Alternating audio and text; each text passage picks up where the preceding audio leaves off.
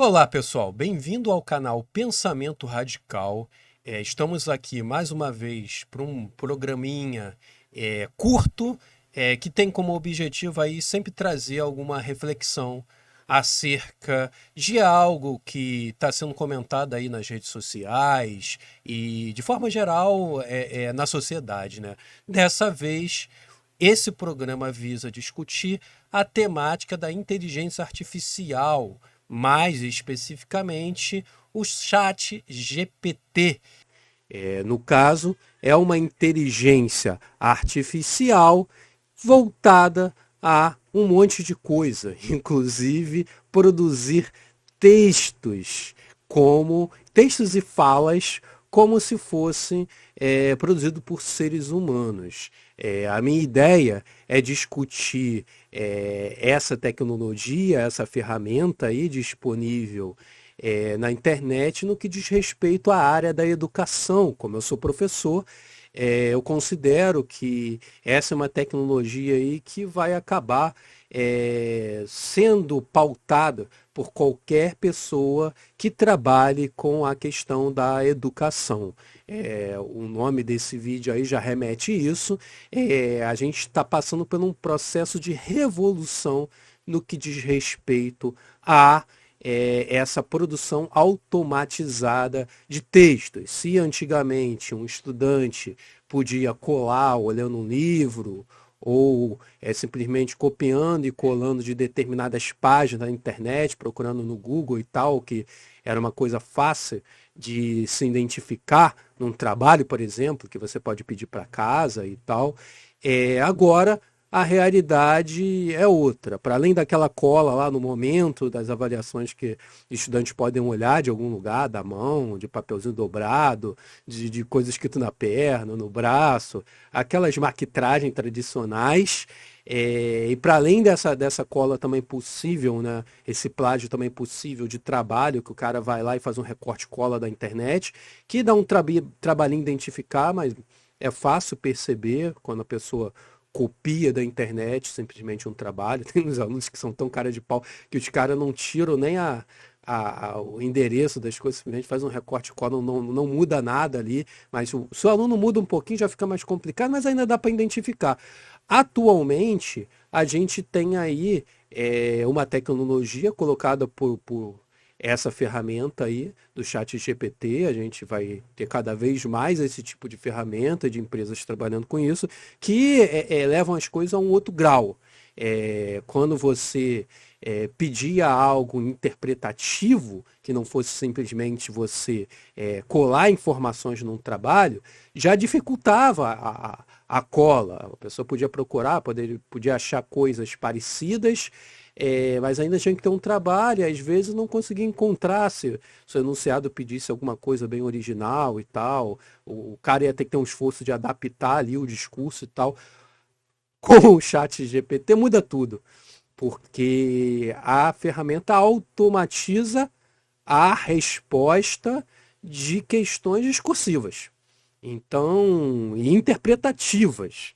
Então, aquele trabalho que você pede para fazer uma relação de um conceito com tal coisa, aquele trabalho que você pede para a pessoa pesquisar algo, mas remeter aquele algo a algum problema, isso agora pode ser feito por inteligência artificial, e a ideia desse vídeo é justamente mostrar isso. Mas antes, site GPT.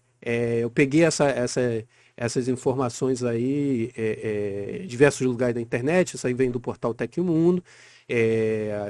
Uma definição aí do que seria, ou seja, uma ferramenta de inteligência artificial que visa uma linguagem natural para diversos tipos de problemas, inclusive produções de textos.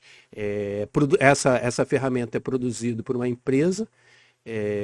Essa empresa, ela seria uma empresa aberta, uma instituição sem fins lucrativos. No discurso, né, essa empresa se chama OpenAI, mas a gente sabe como que as coisas funcionam na internet também. Muitas vezes as empresas não ganham diretamente, elas ganham de maneira indireta, através de colher dados, através de trabalhar com dados que as pessoas fornecem para elas. Então, é, teoricamente é uma empresa sem fins lucrativos, mas se a gente para pesquisar mais um pouco, a gente vê que um dos fundadores dessa empresa foi o Elon Musk, conhecido aí como o cara mais rico que tem, como o cara que demite centenas de empregados, conhecido como o cara que tem uma lógica empresarial extremada, e nada conhecido por benfeitorias e filantropia. E não é homem de ferro e nem é um gênio, né? Na verdade, ele é um homem rico que financia projetos de tecnologia e ganha muito dinheiro com isso. O Elon Musk fundou essa empresa, mas abandonou. Aí a gente tem uma matéria também do Mundo Conectado falando sobre isso. E porque estava discordando das empresas dali, mas o interessante é que ele estava falando justamente que estava pouco transparente para ele e que os objetivos eram objetivos mais nobres. Então, se o Elon Musk está falando isso, é esquisito, né? Mas, vamos lá. E ainda sobre o Elon Musk, esse carinha aí, um, um, um, um carinha conhecido por muitas coisas sinistras, para quem vai para além daquela culto ao bilionário, ao milionário e tal. A gente tem iniciativas e declarações dele, começa aí, sobre o golpe na Bolívia, né?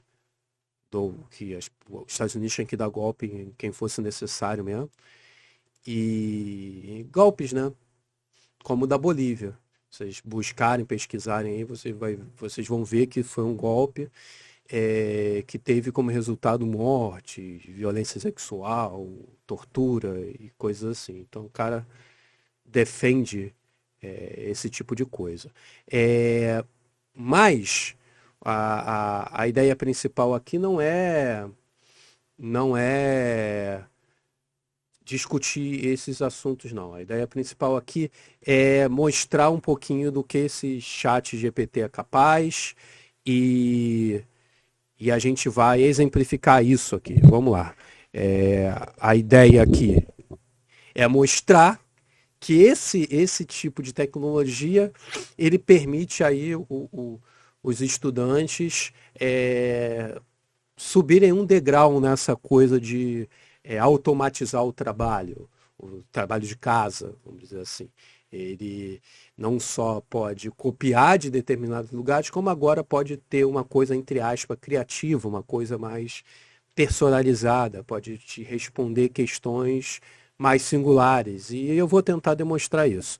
Estou aqui no, no chat, na ferramenta, você tem como fazer um perfil, se inscrever aí, dar um login, não paga nada, entre aspas, porque essas empresas sempre têm uma forma de capturar e de ganhar, mas você não paga para acessar isso aqui, mas gera informação aqui que eles vão usar para de alguma forma capturar lucro, captar lucro, possivelmente, né? Mas vamos lá. Vou tentar dar um exemplo. Normalmente, se você passa um trabalho na internet para os estudantes na escola, tipo, quem foi Sócrates? O cara pode simplesmente procurar na Wikipédia, sei lá, toda a matéria, esses sites que são referentes a trabalhos escolares, todos eles, Wikipédia, outras bibliotecas de informação, e fazer um recorte-cola ou fazer uma adaptação dentro desse recorte-cola, sem citar fonte, sem citar nada. Isso é um tipo de plágio de trabalho possível, também numa pergunta muito direta. A galera que trabalha com educação, que é um pouco mais sagaz, já tenta evitar fazer trabalho assim, a não ser se for uma coisa mesmo para o cara só pesquisar. Aí normalmente pede para botar fonte, só para o cara ir lá pesquisar, ler, mas sabendo que a pessoa vai tirar a informação de algum lugar e colocar de forma simples no papel.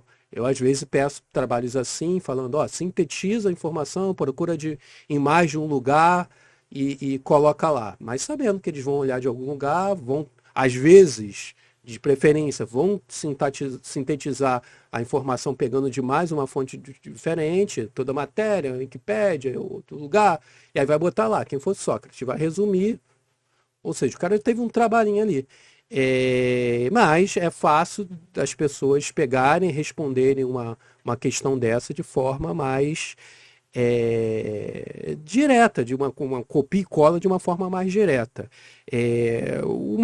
Uma maneira de evitar isso antigamente era, pô, não, eu vou pegar o que eu estou discutindo em sala de aula, vou criar um problema e o aluno vai ter que interpretar e responder. Então ele não vai conseguir colar. A não ser se muitas pessoas já utilizarem esse problema, por exemplo. Eu trabalhando em sala de aula, muitas vezes eu trabalho com a questão do mito da caverna do Platão, essa questão do conhecimento sensível, né? E aí, um filme que eu gosto de relacionar isso aí é aquele Show de Truman, e é um filme que é clássico no sentido de ele, ele ter a ver com esse assunto do mito da caverna. Explorar essa relação entre o filme e o mito da caverna é algo que o aluno vai poder pesquisar e encontrar até respostas prontas já colocadas em algum lugar. Sei lá, toda matéria tem esse tipo de possibilidade, por exemplo. Um site que às vezes faz isso. Tem Yahoo Resposta, essas coisas podem trazer essas respostas mais ou menos prontas. Mas ainda você vai lá, dá uma pesquisada, você achou o linguajar estranho, quando você dá uma pesquisada e você vai direto na página e vê que o cara copiou de algum lugar. Mas agora a coisa se torna mais complexa. Ó, eu vou dar um exemplo. Ó, é, vou criar uma questão aqui.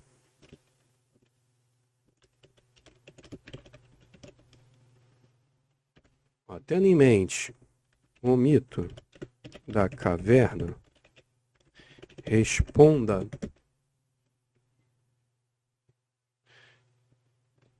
qual a relação da obra Show de Truman e... Tá, deixa eu... Tendo em mente o mito da caverna, responda qual a relação da obra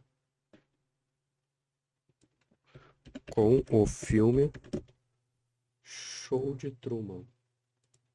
Show de Truman. Vamos lá. E aí eu vou aplicar. Então eu não botei interrogação ali no final, né? Mas vamos lá. O mito da caverna é uma alegoria presente na obra A República de Platão, que ilustra a ideia de que as pessoas vivem em uma caverna, vendo somente sombras projetadas no muro, e acreditando que essas sombras são realidade.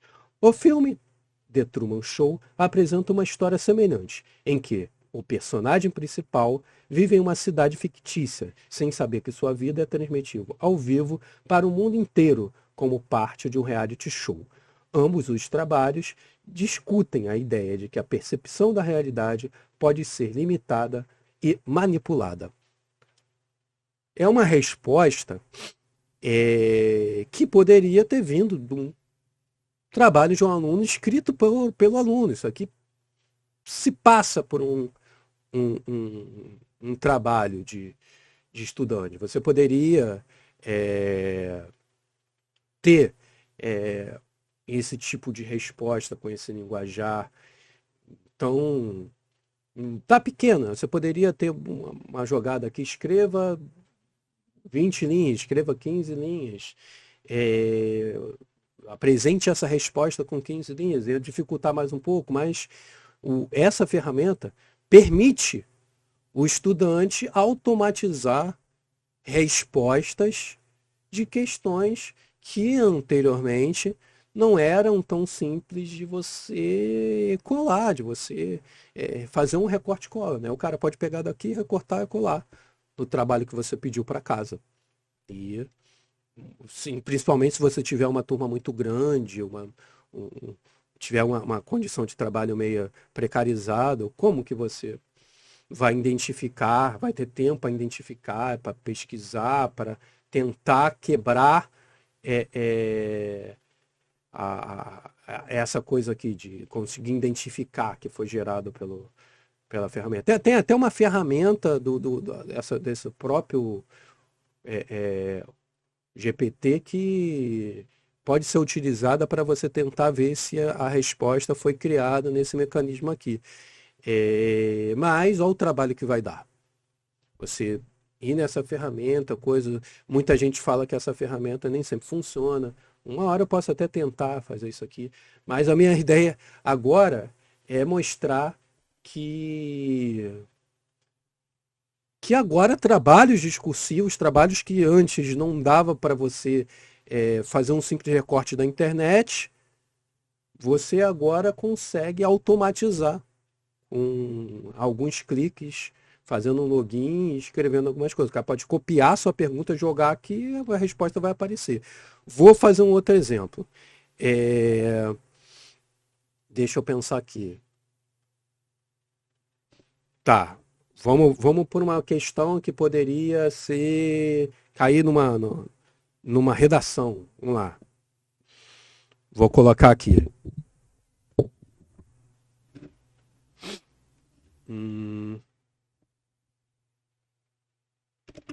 Como?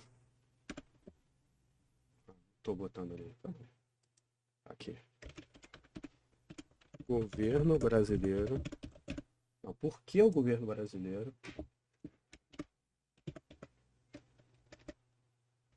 Porque o governo brasileiro foi acusado de ser negligente com o problema da epidemia de coronavírus.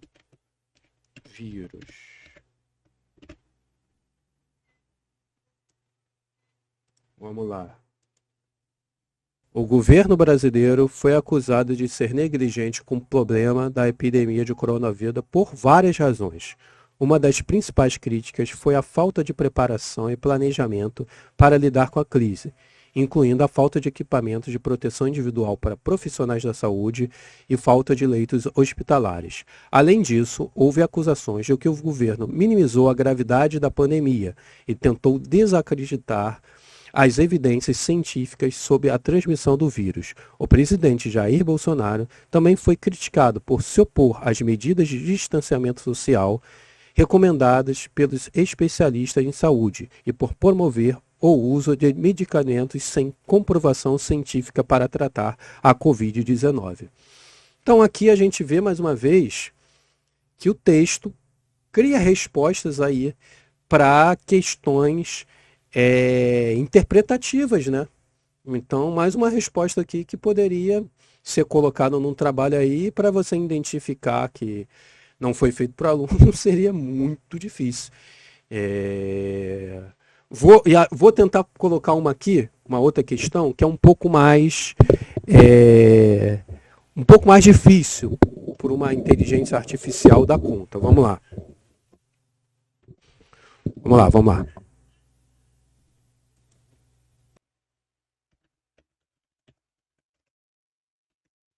Botei uma questão aqui aleatória, só porque eu trabalho em um colégio de Madureira, que é um bairro da zona norte do Rio, e a gente tem aí uma história de que o time do Madureira, o time de futebol do Madureira, desse bairro, fez uma turnê em Cuba e foi recebido pelo Che Guevara há mais de 50 anos atrás. Tem até uma camisa do Madureira que tem a cara do Che Guevara nela.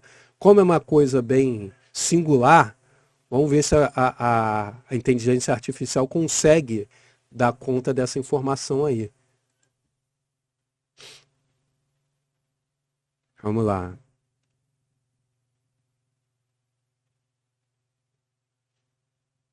Vamos ver se a gente buga a máquina ou se a máquina também vai passar por essa aí fácil, fácil.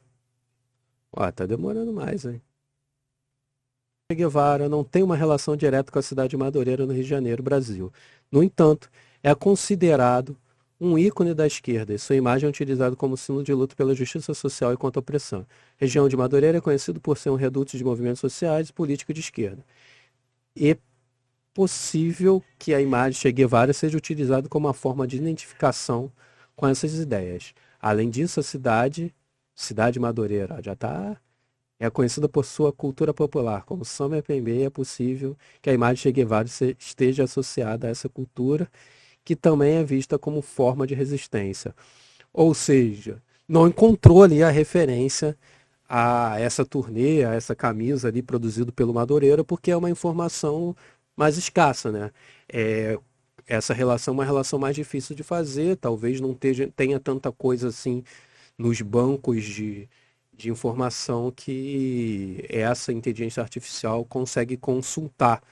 Então vai ter coisa que eles não vão conseguir responder, que vai dar problema, porque são informações mais singulares, mais difíceis de você encontrar, automatizar, mas perguntas relacionadas a um conhecimento mais geral, mais clássico, mais introdutório, essa inteligência artificial dá conta de responder e dá conta de responder de uma maneira fluida, que não parece um recorte cola simples.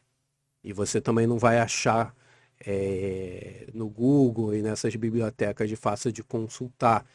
Então, o lance aqui é o seguinte, a ideia aqui é a seguinte, a coisa mudou para quem trabalha com educação, a coisa mudou até em questões discursivas, até em questões interpretativas agora, os estudantes podem recorrer a mecanismos de automatização de resposta. Então fiquem de olho, saibam aí do que existe essa ferramenta, o chat GPT.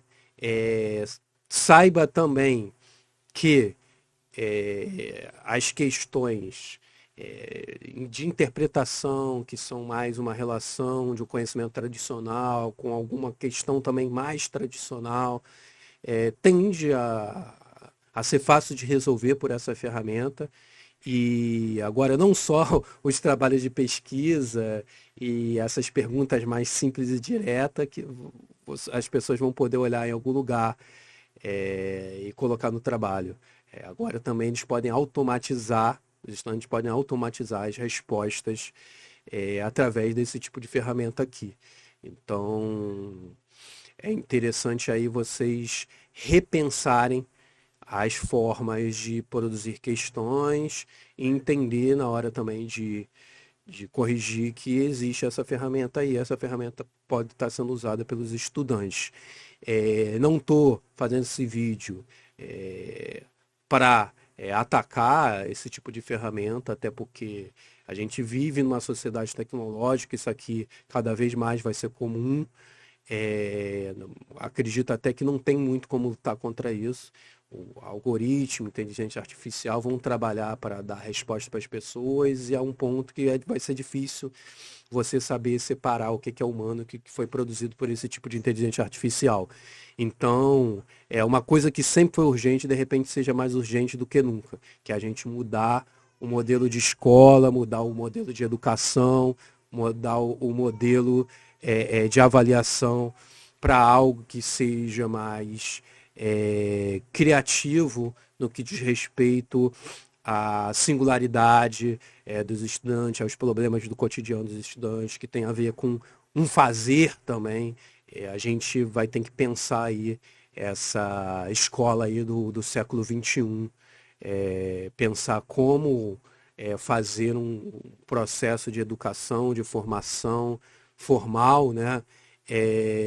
Tendo essa realidade aí colocada, da inteligência artificial, das novas tecnologias, e eu acho que inclusive passa por uma crítica aí à precarização da educação, porque como fazer uma educação mais criativa, mais singularizada, que rompa com essa lógica bancária em escolas com salas com 40 alunos, com dezenas de turmas, professores sem tempo para trabalhar de uma forma mais individualizada com os trabalhos dos estudantes, da atenção aos estudantes.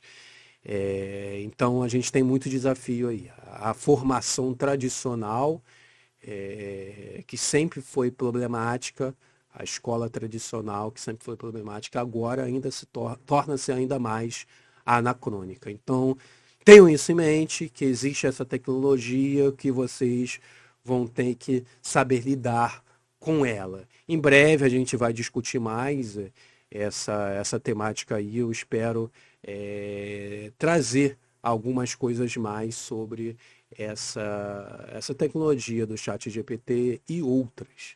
Então, por hora ficamos por aqui.